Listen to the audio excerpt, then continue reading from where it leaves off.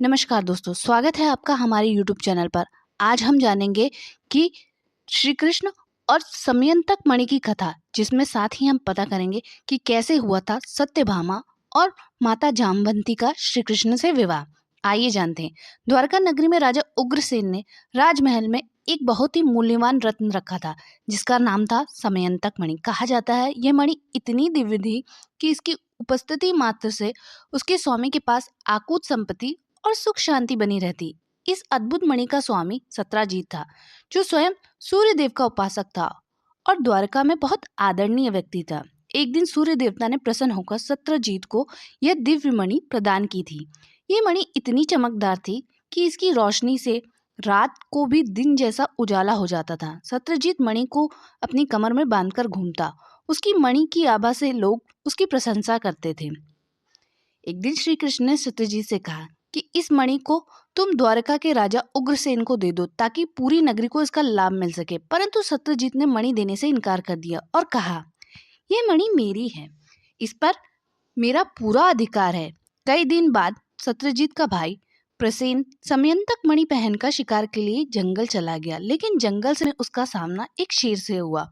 शेर ने उसे मार डाला और मणि लेकर भाग गया। वहीं जंगल में जामवंत नामक एक बलशाली राक्षस रहता था।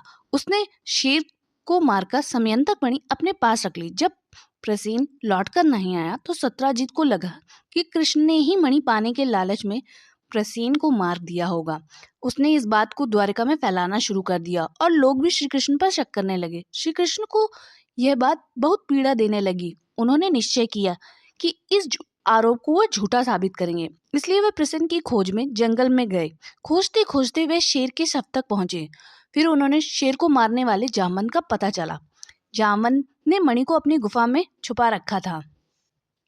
श्री कृष्ण ने गुफा में जाकर जामवंत से मणि के लिए युद्ध किया। ये युद्ध 21 दिन तक चला। अंततः श्री कृष्ण की शक्ति से परास्त होकर जामवंत ने मणि लौटा दी और अपनी पुत्री जामवंती का विवाह भी श्री कृष्ण से कर दिया।